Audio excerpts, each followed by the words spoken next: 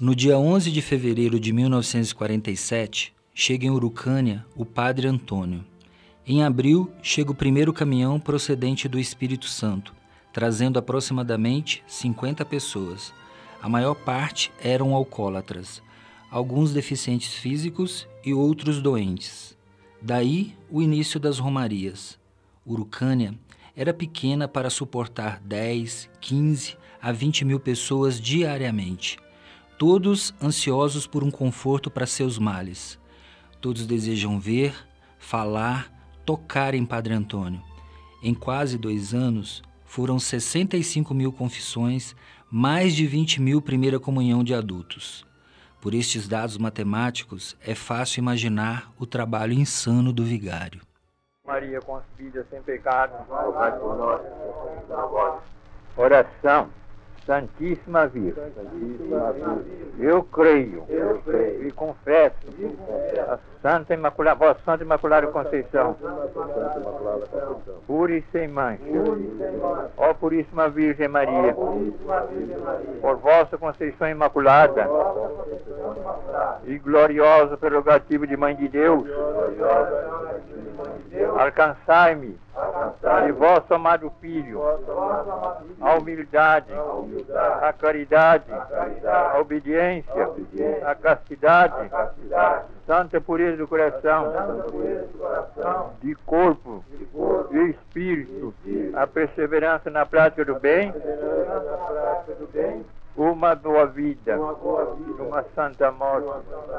Amém. Pátio, é de Filho, é de Espírito Santo, descenda de ser vosso, humano sempre.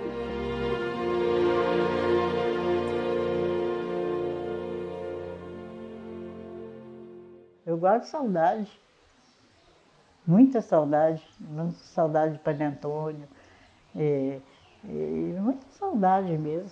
O Padre Antônio era um padre do povo, um padre comunicativo. Ele era um padre afrodescendente, estatura média, 1,68 m, e tinha o hábito de fumar cachimbo, cheirar rapé, e andava pela rua aí, fumando seu cachimbo, né? Fumando cachimbo, cheirando rapé, e muito comunicativo. Ele gostava de futebol, tinha o time de futebol dele, incentivou a banda de música. Em 1926, criou o Congado, aqui em Santo Antônio do Grama. Ele fundou o Asilo São Vicente de Paula, na época, né, que era uma raridade, um asilo. Santo Antônio do Grama já tinha um asilo. Olha, o Padre do Povo, o nome vinha do próprio povo. Ele dizia que o padre, ele não tem que se distanciar do povo.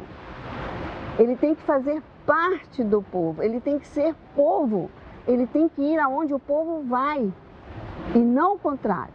Ele não se colocava naquela postura de que eu sou padre, me respeito, você fica aí. Não, ele ia até o povo, né? Ele tomava cachaçinha com o povo, ele brincava com as crianças. Então essa afinidade que ele tinha com o povo é de onde surgiu o amor do povo por ele. Então ele era o padre do povo, e não aquele padre que se isolava na sacristia ou se isolava em seus feudos, né? Ele estava lá misturado com o povo. E daí o nome, o Padre do Povo. Era como ele era conhecido, o Padre do Povo. Eu não posso dizer que o Padre Antônio era só popular. O Padre Antônio era só um padre que fazia milagres.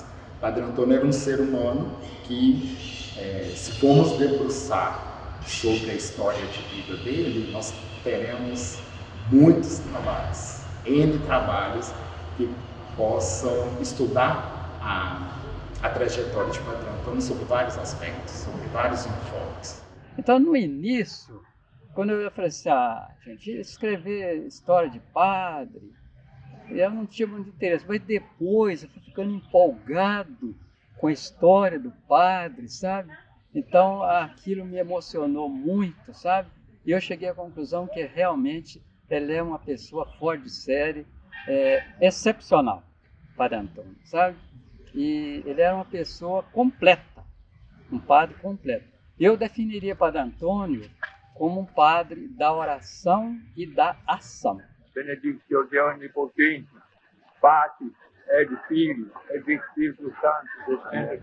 Então ele era um padre que tinha a parte contemplativa dele e a parte dele de trabalho. Era um empreendedor. Ocorreu que eu já estava me formando em jornalismo e a minha irmã, que vive em Urucânia, me telefonou: venha, Carolina, venha para a festa da Nossa Senhora das Graças, é muito bonita, cada ano fica mais bonita. E eu perguntei a ela: tem alguma coisa escrita sobre o Padre Antônio? Ela me disse: não. Eu disse: mas como que está essa coisa da memória de Padre Antônio? Se perdeu? Ela disse: se perdeu, ou está se perdendo. O foco da festa é mais Nossa Senhora das Graças, mas ninguém fala em Padre Antônio. Me deu o estalo: eu vou para lá resgatar isso. E foi exatamente o que eu fiz. Com 2 dias de formada, eu fui para Urucânia e viajei toda a Zona da Mata, visitando as igrejas, entrevistando as pessoas mais antigas do local. E foi assim que reconstruí a história e fiz o livro. Eu sou formado em Direito, mas sempre um apaixonado pela história. E quando eu estive em Urucânia, eu sempre visitei Urucânia com a minha família, eu estive lá uma vez e tive contato com aquelas cartas que Padre Antônio recebia. E isso na adolescência. E eu olhava aquelas cartas e eu vi cartas da Argentina, dos Estados Unidos, eu vi cartas da Espanha. E aí eu ficava pensando o quanto de riqueza tinha naquele material que poderia um dia ser pesquisado, né? E quando eu fui para a Universidade Federal de Viçosa, de cara eu conheci a professora Carla Martins. E ela é uma pesquisadora de história da igreja. E quando eu comecei a conversar com ela, logo no início da graduação, eu ainda não tinha falado sobre o Padre Antônio, mas quando eu falei, ela não me deixou trabalhar com outro tema. Ela falou: você tem a monografia em suas mãos, a monografia está aí, você agora tem que ir atrás das informações. Com isso eu comecei a ir mais à Urucânia, mas já com um olhar de historiador, com um olhar de investigador, de quem vai correr atrás da informação, correr atrás dos vestígios do passado. E nesse percurso eu acabei encontrando pessoas maravilhosas. A Cida, lá em Urucânia, ela me recebeu de braços abertos, até hoje a gente mantém contato. E eu ela abriu um baú com várias cartas de Padre Antônio, mas nada era catalogado. Então, cada vez que eu ia a Urucânia, eu me deparava com mais informações. Padre Antônio foi uma personalidade, né? Nos 5 continentes. Eu me lembro quando fiz a pesquisa, eu encontrei cartas, caixotes e caixotes de cartas de todos os 5 continentes. Era impressionante a popularidade de Padre Antônio naquela época. Tanto que a Rádio Nacional colocou um estúdio lá para divulgar a bênção, né? As bênçãos de Padre Antônio. Ele era a primeira capa de todos os jornais no mundo inteiro na época. Estou te falando de pós-guerra, que foi em 1947, quando ainda não existia penicilina. O povo sofria muito com as doenças. Então, todo mundo queria conhecer esse padre que fazia milagres através da medalha milagrosa Nossa Senhora das Graças, o Padre Antônio de Urucânia. E para lá se dirigiam mais de 20.000 pessoas diariamente. Estão ouvindo a Rádio Nacional, diretamente da residência de Padre Antônio. Faltam poucos minutos para que o virtuoso sacerdote conceda a sua bênção. E em cada coração a esperança, e é natural o sacrifício de vir a esta localidade buscar a bênção deve e merece ser compensado pela graça divina. Todos aqui esperam que Nossa Senhora das Graças se apiede da aflição que paira em cada coração, da angústia que cada alma traz e da deformação que cada corpo carrega. É esta uma irradiação da Rádio Nacional, em combinação com o matutino amanhã e o vespertino à noite. A senhora Beatriz Monteiro de Carvalho, eu encontrei vários cadernos lá com uma correspondência que ela trocava com o Padre Antônio. Então, naquela época, carros iam com o caderno e a pergunta aqui do Rio para Urucânia. Padre Antônio escrevia a resposta e o carro voltava. Muitas vezes esse carro encontrava com outro carro que já ia com outro caderno. Eu quero ressaltar aqui que à época a gente não tinha nada, era uma pequena cidade do interior, não tinha telefone, não tinha um celular, nós não tínhamos nenhum meio de comunicação que fosse efetivo. Para você fazer uma ligação para o Rio, se usava aqueles telefones com a manivela e pedia-se a telefonista, você tinha que esperar horas, pode ser que você conseguisse ou não, e era uma época era uma região de muita chuva nessa época, eram 8 meses de muita chuva. Essa senhora, por que ela se encarinou tanto com o Padre Antônio? Porque ela perdeu um filho muito jovem e um dia toda a família ficou em depressão, né?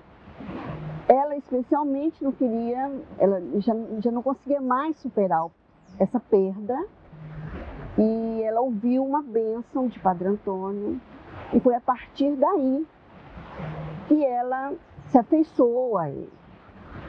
E se afeiçoou tanto que ficou sendo a protetora dele. O Padre Antônio, a única coisa que ele pedia a ela eram as medalhinhas. Nada mais. Ele sequer fazia menção de que ele estava sofrendo alguma coisa. Ela às vezes sabia, como ela soube que havia muito mosquito lá em Urucânia. Então ela mandou um mosquiteiro. Acho que até hoje tem no museu, né? O mosquiteiro que a dona Beatriz Monteiro de Carvalho enviou. Então o contato deles, e achei muito importante quando eu li que Padre Antônio autorizando a vinda da fábrica Volkswagen para o Brasil, né? Foi tudo através desse diálogo intenso que os dois tinham. Os cadernos estão lá, é até uma parte da história do Brasil que está lá. Quando o Getúlio Vargas, né, se suicida, toda a parte histórica do Brasil daquela época está ali registrado naqueles cadernos, naquela correspondência tão, eu diria assim, meio que sublime, porque ela o tratava como um santo e ele a tratava como uma filha. Era muito carinho em todas aquelas cartas, em todos aqueles cadernos, né, do ir e vir de cadernos entre o Rio e Urucânia. Quando a gente pesquisa um personagem, é muito comum a gente pensar em algo linear, né? Quando a gente estuda uma biografia, a vida de um personagem histórico, a gente pensa em algo linear, como se fosse acontecimentos que tinham uma sequência exata, uma sequência lógica. As pesquisas biográficas, as pesquisas de personagens históricas, elas têm que levar em consideração os altos e baixos dos personagens. personagens, as mudanças de percurso dos personagens. E sobre o mesmo personagem, nós temos N possibilidades de história, né? Quando se fala em Padre Antônio, é bom você colocar a história em sua época. Ele nasceu entre a libertação dos escravos e a lei do ventre livre, ou seja, ele nasce livre a partir da lei do ventre livre. A mãe era uma escrava, não se conhece o pai, a tia, que era casada e não podia ter filhos, pegou a criança e o cuidou. Ele dizia que ele era muito ditoso, né? Porque ele tinha duas mães, né? A mãe biológica e a mãe adotiva. Ele nasceu de uma escrava chamada Fábia Maria da Conceição e de pai desconhecido. Na época vigorava no Brasil a escravidão e Padre Antônio nasceu livre devido à lei do ventre livre, né? Que foi promulgada em 1871. Então, no caso, foi 8 anos antes do nascimento dele. O nascimento dele foi em 1879. E aí a mãe dele pegou, deu para criar para a irmã, Dona Maria Antônia, né? Ribeiro Pinto.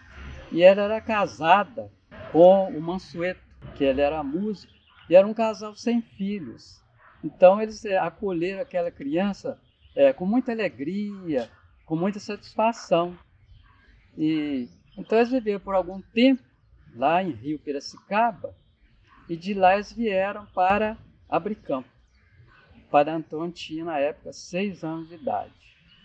E ali Padre Antônio passou a parte dele da infância e adolescência. Com pequenos trabalhos, na época candeava boi, né? Era muito comum os jovens candear boi. E surgiu nele a vocação sacerdotal. Aí ele entrou para o seminário de Mariana e, no caso, ele foi ordenado sacerdote em 9 de abril de 1912. E celebrou a primeira missa dele em Abricampo. Ele sempre teve muito vínculo com Abricampo, porque lá é que ele passou a infância e a adolescência dele. De lá, de Abricampo, ele foi para Rio Casca, que foi a primeira paróquia dele. Por volta de 1915 até 1917, ele foi vigário lá de Rio Casca. E lá ele iniciou a construção da igreja matriz, Nossa Senhora da Conceição. De lá ele foi transferido para Ipanema. Em Ipanema ele ficou mais ou menos uns 4 anos. De Ipanema ele veio para Santo Antônio do Grama. Aí ele tomou posse aqui no dia 1º de maio de 1921.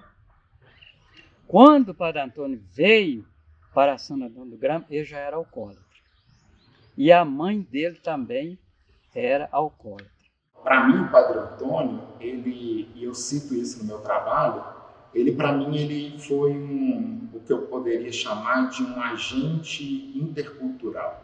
Ele foi aquele padre que incentivou todas as manifestações que são esperadas da cultura popular. Ele incentiva a criação do congado, ele participa das questões educacionais, sendo um supervisor escolar, ele participa de jogos de futebol, incentiva a criação de times de futebol.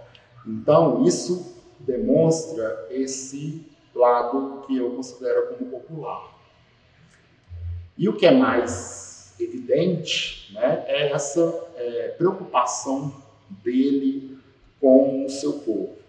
É a preocupação dele com os seus fiéis.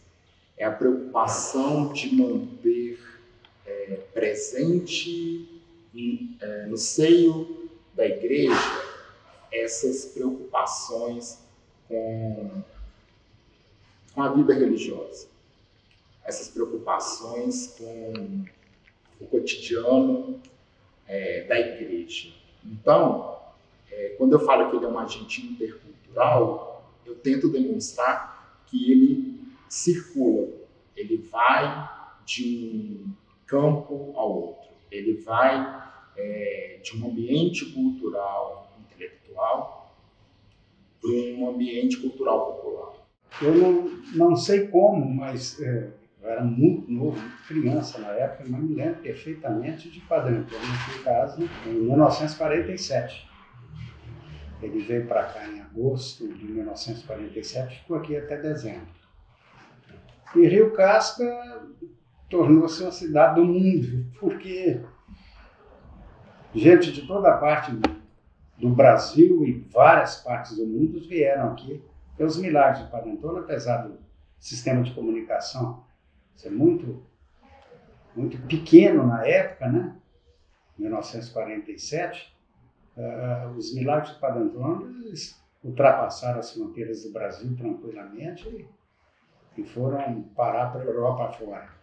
O que consta para a gente é que Padre Antônio ele se ordenou sacerdote e veio auxiliar o Conde Visconti aqui em Rio Casca. Com o falecimento do Conde Visconti, em 1915, por aí, Padre Antônio assumiu a paróquia da cidade.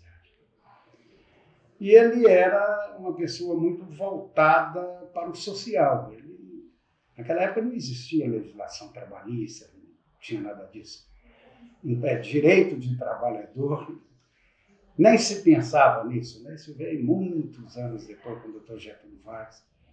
Mas Padre Antônio defendia.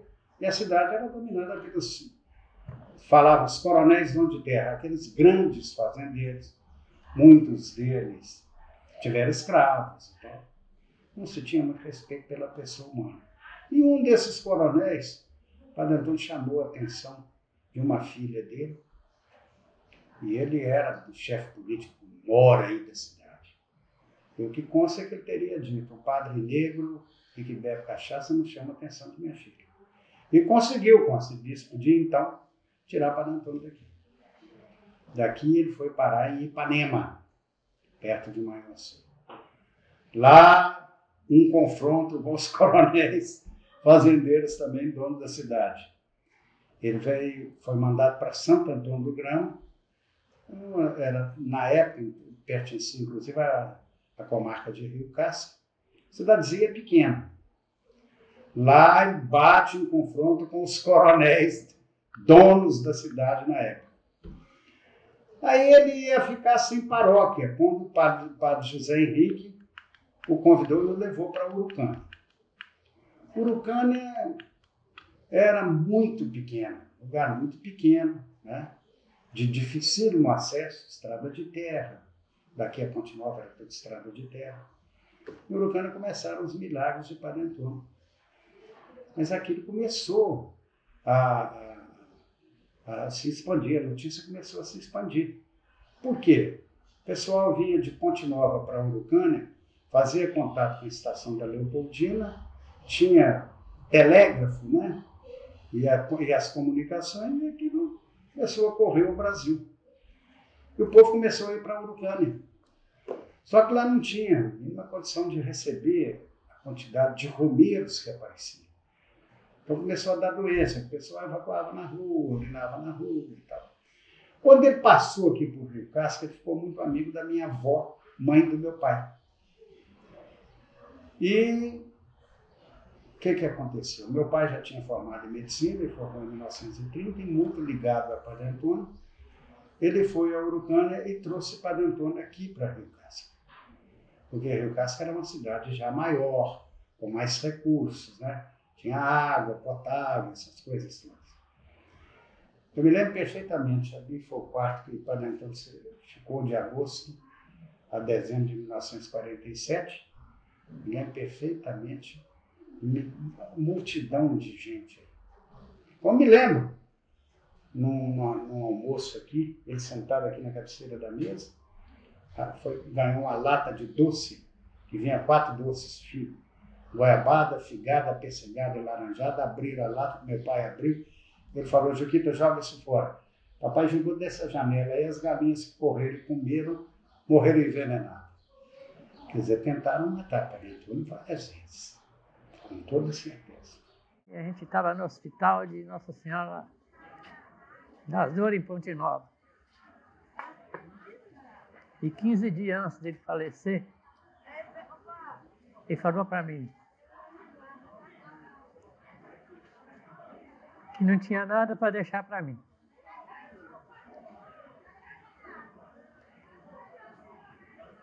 Mas que Nossa Senhora ia me encaminhar na vida. Pouco tempo depois, passados uns 3 meses,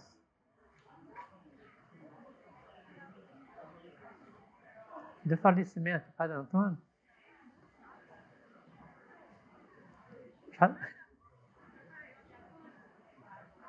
já estava acontecendo.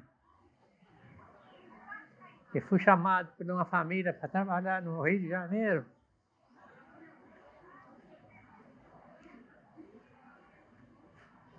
Onde eu beijei a cadeira que Nossa Senhora apareceu para Santa Catarina da Boré, já na França, lá em Paris. E daí para lá, tudo que Padre Antônio falou para mim aconteceu. Minha vida estava entregue nas mãos de Nossa Senhora. O medo vinha de toda parte do mundo, não só do Brasil, que até do estrangeiro veio gente aqui receber as bênçãos de Padre Antônio. E ele com aquela paciência, com aquela caridade, com aquela fé que ele tinha em Nossa Senhora, e através de Nossa Senhora as graças aconteciam. 1947 foi a época que começou aqui a Romaria, a grande Romaria, que por causa do Padre Antônio Ribeiro Pinto, que veio aqui para a nossa cidade, e com ele aumentou a devoção a Nossa Senhora das Graças. Ele dava bênçãos para as pessoas, invocando o poder de Nossa Senhora das Graças. Ele mesmo falava: não sou eu que faço nada, é Nossa Senhora que dá a bênção para vocês. Ó Maria concebida sem pecado. Ó Maria concebida sem pecado. Nessa época eu contava com 14 anos, era uma mocinha de 14 anos, e porque morava em frente à casa do padre, eu apreciava tudo que acontecia na época. Então eu apreciei e eu vi muitos e muitos milagres acontecendo aqui em Urucânia. A época era uma romaria imensa, e o lugar, como até hoje é, uma cidadezinha pequena, sem muito recurso, comportava esse povo todo. Então, na hora da bênção dele, parece que a fé das pessoas era tão grande que era uma força misteriosa que acontecia, porque no meio da multidão alguém gritava: viva Nossa Senhora das Graças! E o que acontecia? Um milagre naquela hora. Era um cego que enxergava, era uma criança que não andava e começou a andar, era uma pessoa que estava paralítica, que resolveu animadamente levantar da cadeira e teve uma força de sair, dando os passos, os primeiros passos, e outros assuntos mais. Os milagres, toda hora a gente ouvia, gritava milagre, podia correr, que era um milagre que estava acontecendo, né? E nessa ocasião das bênçãos dele, essa ocasião ele ainda morava lá na casa paroquial, lá em cima. E essa casa era em frente à minha casa. Então eu assisti uma bênção que ele deu, que eu fiquei encabulada, sabe? Um louco. Entraram com um rapaz forte, os olhos dele a gente temia de ver, sabe? E amarrado, todo amarrado e com 2 seguranças segurando o rapaz e tudo. Entraram com aquele rapaz e Padre Antônio, quando viu o rapaz, falou assim: soltem o rapaz. Os caras que estavam segurando ele, soltar como? Soltar um louco aqui no meio dessa multidão, né? Pois aí Padre Antônio insistiu: solte esse rapaz. Isso eu assisti. Aí eles obedeceram Padre Antônio, desamarraram o rapaz. O rapaz saiu olhando de um lado para o outro, e todo mundo com medo, né? Ele vai agredir todo mundo aqui. Aí ele encaminhou para perto de Padre Antônio, e Padre Antônio botou a mão na cabeça dele, deu a bênção e falou com ele assim: vai para casa, meu filho, vai em paz para casa. O louco beijou as mãos de Padre Antônio, conta isso, dá vontade até de chorar, sabe? Aí o moço saiu completamente sem calmo, né? Não digo, ele saiu calmo, porque ele chegou assustando todo mundo, né? Essa foi uma das graças que eu assisti mesmo e que foi muito emocionante. Um episódio que me marcou demais a minha vida. Eu tive um grande amigo que tinha feito uma promessa a Nossa Senhora e a Padre Antônio. Se a filha dele passasse no vestibular de fisioterapia, esse meu amigo quis ir a pé para Urucânia, pagar uma promessa. Não, eu vou com você. Chegando no Urucânia, eu senti uma queimação nesse pulmão. Eu posso levantar? Para mostrar aqui. Senti uma queimação nesse pulmão, um negócio de doido. Tempos depois, eu consultando o médico, bate uma radiografia, câncer de pulmão. Câncer de pulmão foi em 1990, agosto de 90. Em 91 ele me operou. O meu câncer, o organismo tinha encapsulado o nódulo canceroso. A queimação que eu senti em Urucânia, porque quando nós chegamos em Urucânia, eu mais meu amigo, eu senti uma queimação no pulmão, um negócio de doido. Parecia que eu estava me enfiando um ferro em brasa. Eu tive que sentar, até ele arranjar água para me beber, para a gente chegar no santuário.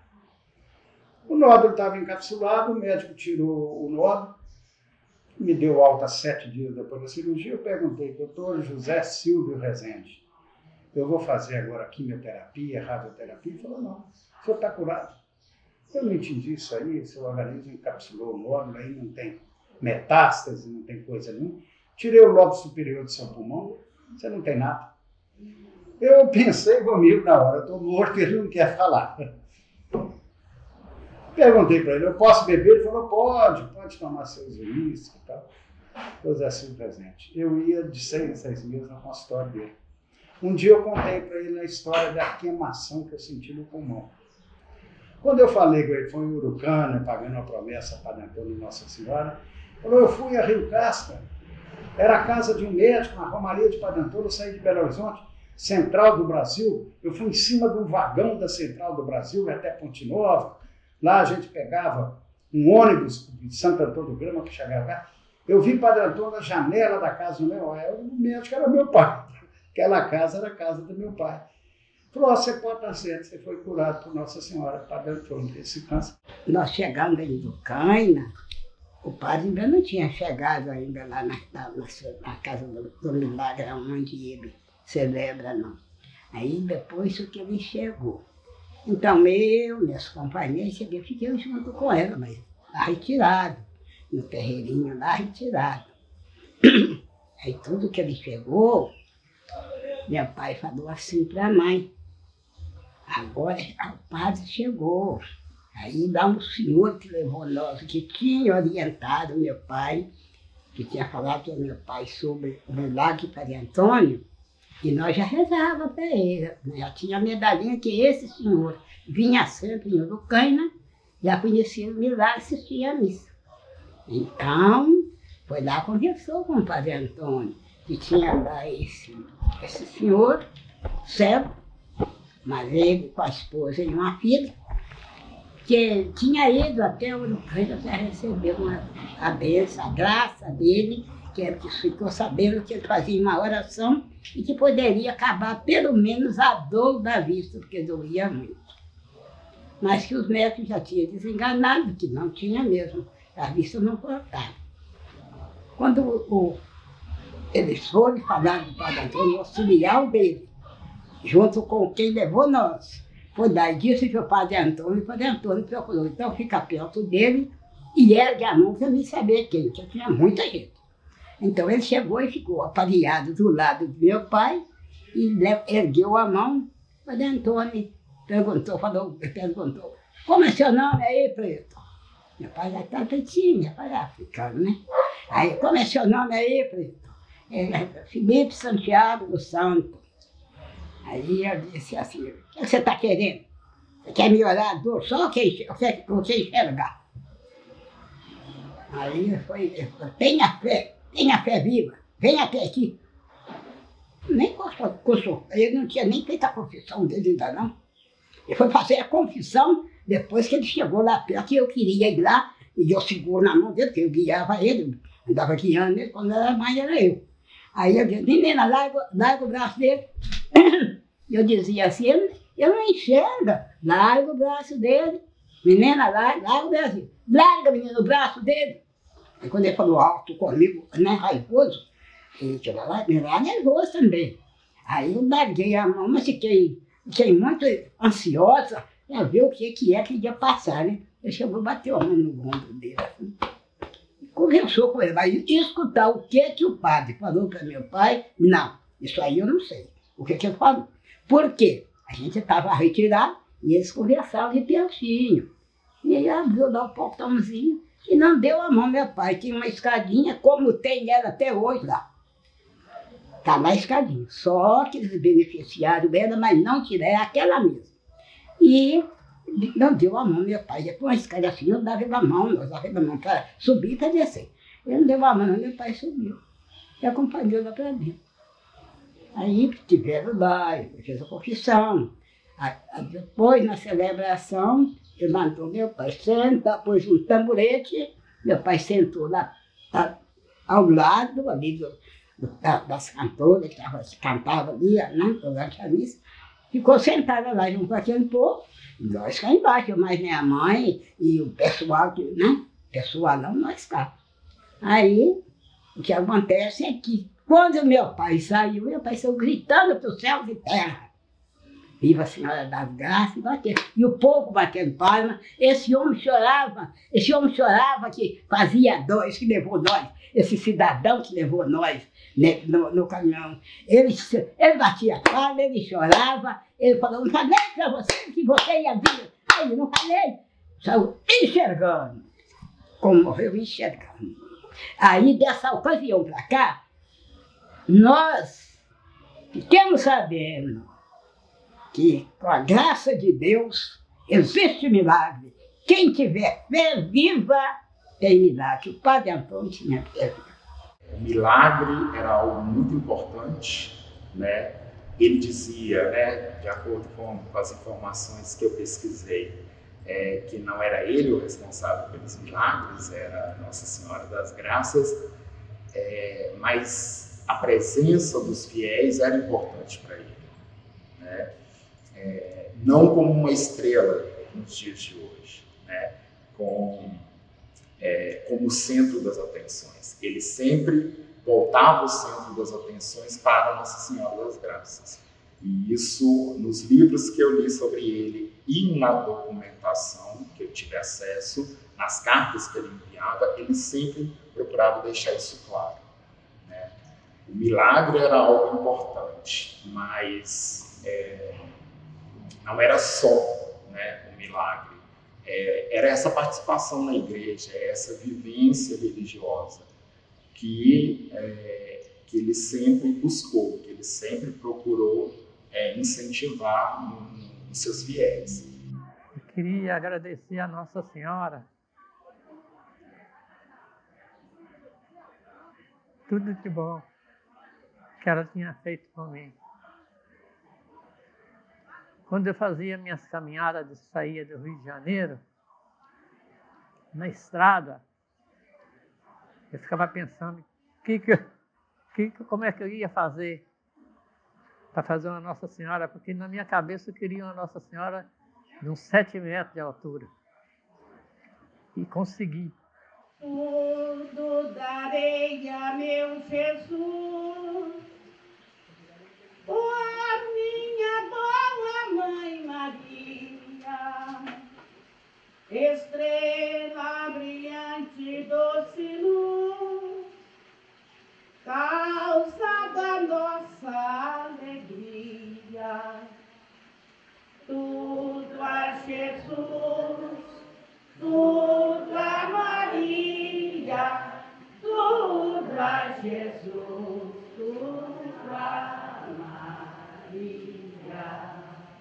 vamos cantar tudo a Jesus, tudo a Jesus, tudo a Maria.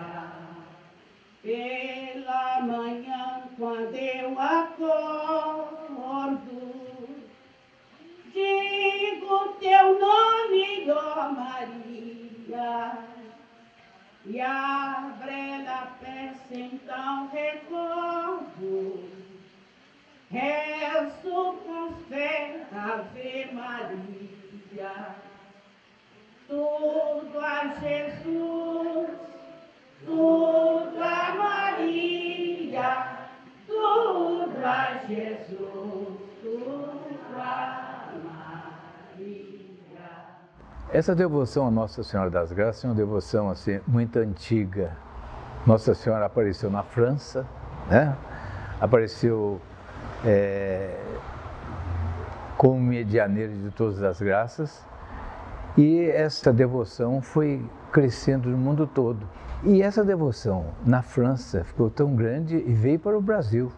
E no Brasil, então, encontrou eco na figura do Padre Antônio, que ele dava as bênçãos dele. Dizem que ele carregava nos bolsos muitas medalhinhas. E mesmo na porta, lá na casa dele, no quarto dele, voltado para a rua, quando ele dava a bênção para o povo, ele distribuía medalhas. Ele distribuía, quando era muita gente, eu acho que até jogava as medalhas para o pessoal. E essa devoção explodiu em 2 pequenas cidades lá de Minas, onde o padre trabalhou, porque ele trabalhou em muitos lugares. Mas essa devoção explodiu em Rio Casca e Urucânia. Então esse é um encanto que eu acho que o padre foi muito feliz em trabalhar assim, divulgando Nossa Senhora, lá onde que ele estava, nas paróquias por onde que ele passava. Então esse encanto fez com que as pessoas se voltassem bem para Deus. Quantas pessoas estavam longe da igreja, longe de Deus, e através do Padre Antônio, pregando sobre Nossa Senhora, esse pessoal voltou para Deus. Eu acredito que a fé, ela é a fonte de todos os bons sentimentos, né? E ela está muito conectada com o amor. Você não pode dividir fé e amor. Para mim, são quase sinônimos. São siameses.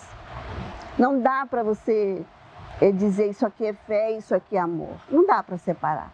Então, eu sou segura que o amor que eu sempre tive dentro de mim, ao próximo, à minha família, às pessoas com as quais eu trato, com as quais eu trabalhei, eu acredito que isso eu nunca perdi, né?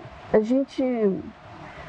gente tem que entender que se você não coloca amor, você não coloca fé. E não adianta você dizer, eu tenho fé, eu vou pedir e eu vou receber. É bobagem. Se você não tem amor, não adianta. Porque eles estão juntos, são inseparáveis. Eu me lembro também na minha infância das pessoas falarem o quanto o Padre Antônio era milagroso. Então, se você tinha um problema de saúde, ou o casal se desentendia, ou o alcoolismo, ou tudo que incomodava as pessoas da região, elas iam lá e pediam a bênção de Padre Antônio. Então, era comum a nossa família ir com todos os irmãos, né, pedir a bênção dele. E eu me lembro muito, muito claramente ele ali sentado, de costas para aquele pequeno altar em Urucânia, abençoando a gente que passava em fila indiana. Ele morreu, eu tinha 10 anos, então você imagina como isso afetou a minha vida. Tudo que é muito importante na sua vida te afeta na primeira infância. Eu não tenho dúvida nenhuma sobre a santificação de Padre Antônio. Os milagres dele foram muitos, muitos. Aquele negócio, a fé. Mas o louco, como é que ele vai ter fé? Ele não tem razão, ele não tem raciocínio. E muitos foram curados com a bênção de Padre Antônio. Eu não sei. Como é que eu explicaria? Padre Antônio tinha um poder espiritual muito forte. A presença dele era muito forte. A fala dele era muito forte, era muito marcante, sabe? Isso tudo utilizado em favor do bem, né? Em favor do bem, em favor da caridade, em favor do bem. Eu tive a felicidade de estar muito perto nessa época que o Padre Antônio esteve aqui no Casarão. Porque meu pai, como médico dele, sempre que ele estava cansado, meu pai buscava lá em Urucânia e ele vinha aqui para o Casarão para papai tratar dele e para minha mãe também cuidar dele, como minha mãe gostava muito dele também. E a multidão que estava em Urucânia vinha aqui para frente do Casarão. Então essa rua, ela ficava assim, intransitável mesmo, a gente não conseguia passar por ela. Mas o meu pai, como médico dele, cuidava muito bem dele e era muito devoto também de Nossa Senhora das Graças. Por isso que os dois se davam tão bem. E era uma pessoa assim, muito franca, muito sincera. Com ele não tinha meio termos não.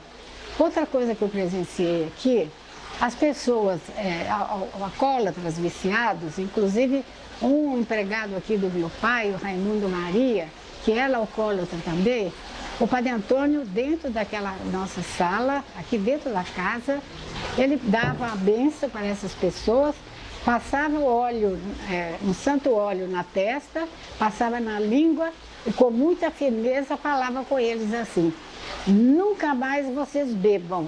E realmente as pessoas que recebiam isso largavam imediatamente o álcool.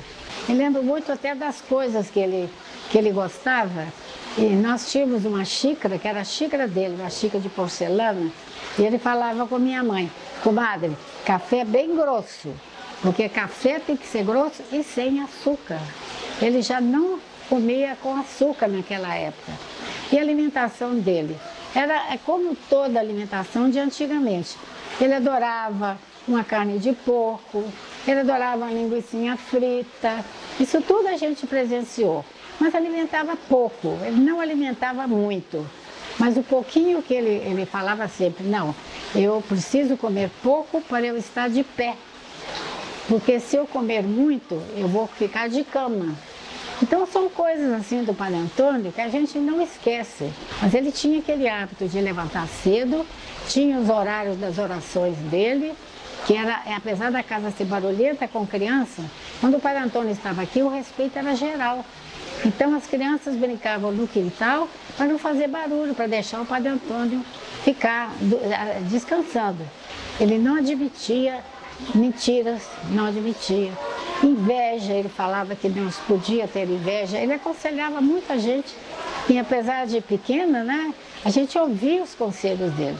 E era assim, uma pessoa realmente muito especial para toda a minha família. O livro Milagres da Fé tem uma página dupla com a foto do pessoal, a multidão que estava aqui. Era em frente à igreja nessa época. O Padre Antônio ainda saía da casa dele para dar a bênção na frente da igreja. Então, ali na praça, na frente da igreja ali, o pessoal ficava em cima dos carros. Tinha gente que subia até em cima dos carros com as garrafas. E as garrafas eram como é que a gente chama? Também tem a palavra, agora vai me sumir. Um festival de garrafas coloridas. Porque tinha garrafa branca, verde, âmbar, todo jeito tinha garrafas. E o pessoal com as garrafas d'água na hora da bênção da água. Para o Padre Antônio benzer as águas, né? Que ele benzia, dava a bênção das águas, a bênção das medalhas.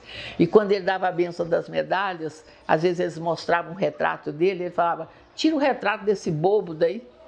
Não sou eu que faço nada, é Nossa Senhora das Graças que realiza as bênçãos. Eu achei bonita também essa situação, isso também ficou gravado na minha memória. O festival de garrafas coloridas. A minha casa é em frente à casa paroquial que o padre dava as bênçãos.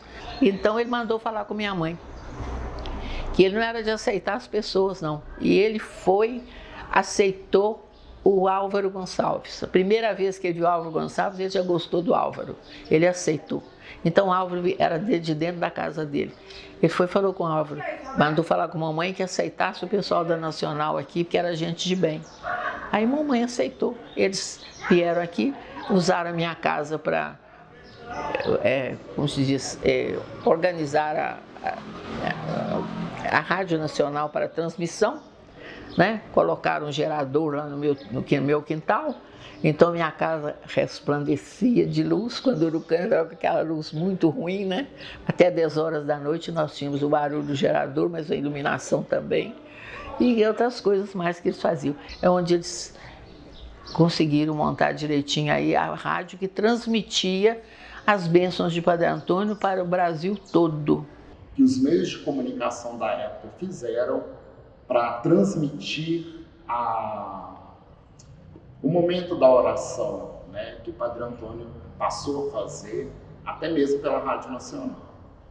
E na minha pesquisa, lendo o livro do Álvaro Gonçalves, eu observei que uma revista norte-americana mandou um representante, mandou um jornalista para o Brasil, para a localidade, né, de Rio Casca, para o município de Rio Casca, para colher informações sobre esse padre. Né? E o título da matéria, da revista Time, era Miracle Man. E o que me deixou encantado é a questão de um veículo de comunicação, de uma revista importante como a revista Time, deslocar um repórter para o Brasil, para uma pequena localidade, para a localidade de Urucânia, para fazer essa reportagem, né, sobre esse homem que fazia milagres. Então isso me chamou a atenção, porque vários jornais da época traziam reportagens sobre Padre Antônio. E para mim isso demonstra, né, a grandiosidade de Padre Antônio. Então ele foi um padre assim, social. Outra coisa, o almoço. Padre Antônio sempre gostava de almoçar com alguém. Ele ficava por ali na hora do almoço, quando passava alguém, vem almoçar comigo? Então foi assim até ele em Urucânia. Lembro-me uma vez que eu fui com a minha mãe receber a bênção dele lá em Urucânia. Quando ele viu a minha mãe, após a bênção, vem almoçar comigo? Nós almoçamos com ele um franguinho com quiabo e com angu, que ele gostava muito do franguinho com quiabo. E na mesa dele, cheia de gente almoçando. Então ele era um padre social. E o que eu admiro no Padre Antônio é que ele tinha trânsito livre entre o povo e as elites, entre a nata social e o povo. Ele tinha trânsito livre. Era um padre muito culto. E o alcoolismo em Santo Antônio do Grama sempre foi encarado com neutralidade, porque havia muitos casos de alcoolismo em Santo Antônio do Grama. E aqui a bebida da cachaça ainda é um costume, como é o costume beber vinho no Rio Grande do Sul. O problema é que alguns exageram. Então, na época, as famílias sempre tinham um caso de alcoolismo de algum membro. A mãe veio residir aqui numa casa aqui ao lado, e naquele convívio dela com o filho, né, veio a irmã dela também, Dona Maria Antônia, ela se libertou, né, do vício.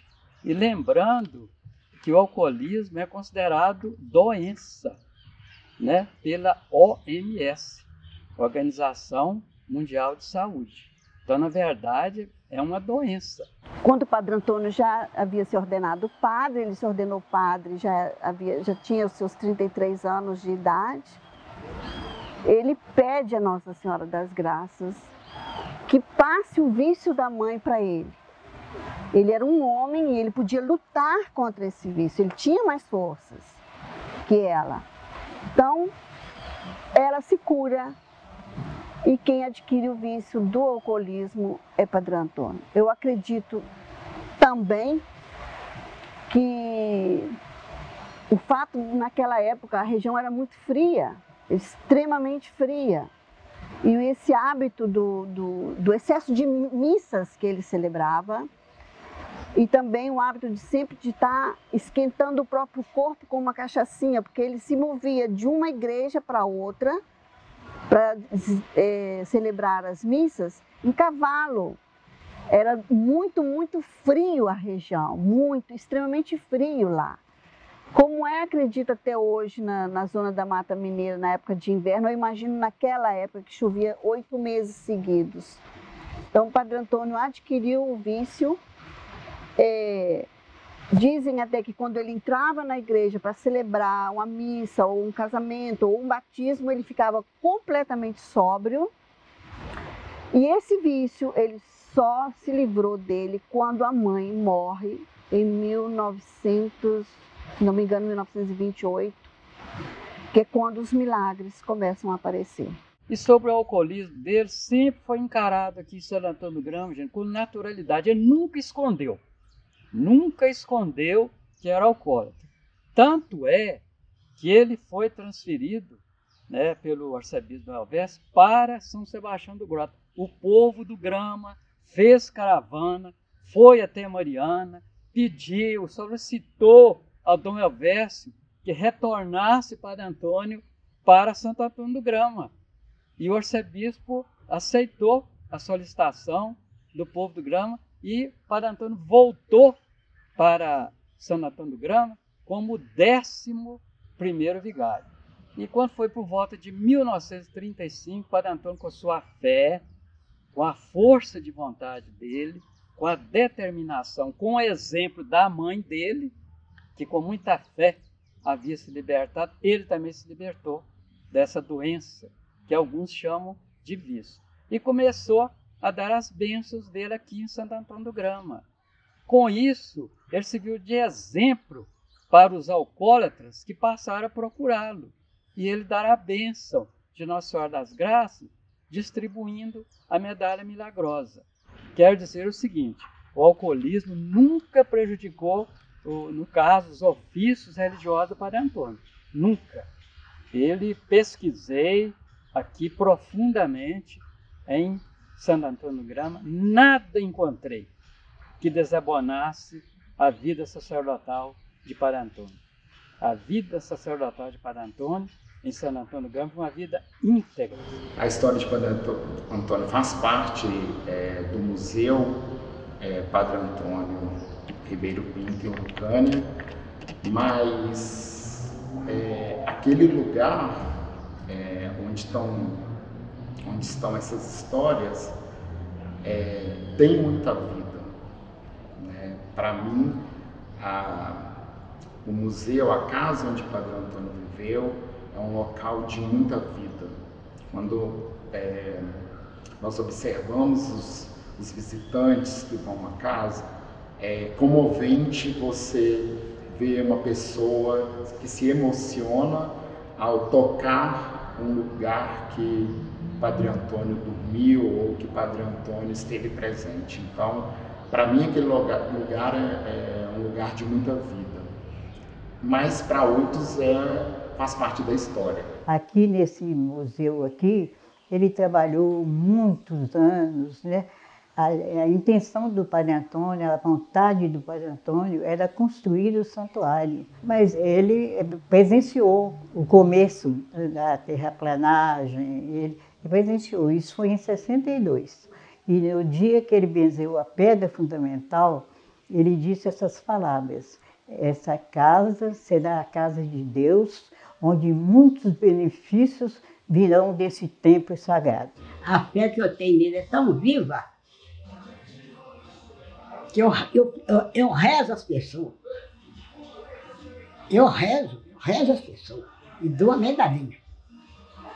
De padre, eu dou aquela medalhinha de Nossa Senhora da Senhora, daquela mesmo que ele deu para o meu pai, amarrou aquele cordãozinho azul, com aquela medalhinha, mandou meu pai tomar água, colocar a medalhinha na água para tomar as 3 Ave Maria, 3 Maria Concebida, do mesmo jeito eu faço.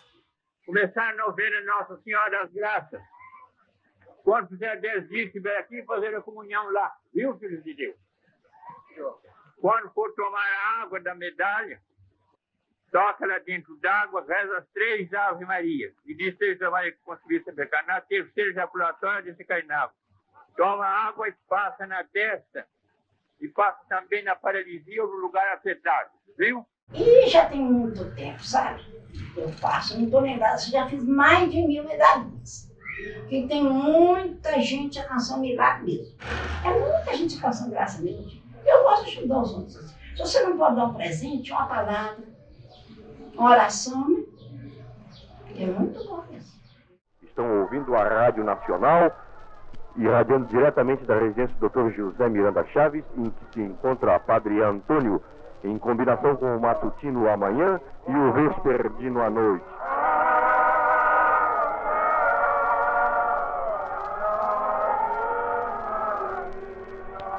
Fiz uma gruta em homenagem à Nossa Senhora das Graças, em frente ao consultório médico do meu pai. E começamos a rezar uma novena, e 6, 8 pessoas. E a coisa foi só andando, se espalhando. Hoje aparece 400, 500, 600 pessoas. A gente reza, começa dia 27 de março, todo 27 de março, abril, maio, junho, julho, termina dia 27 de novembro.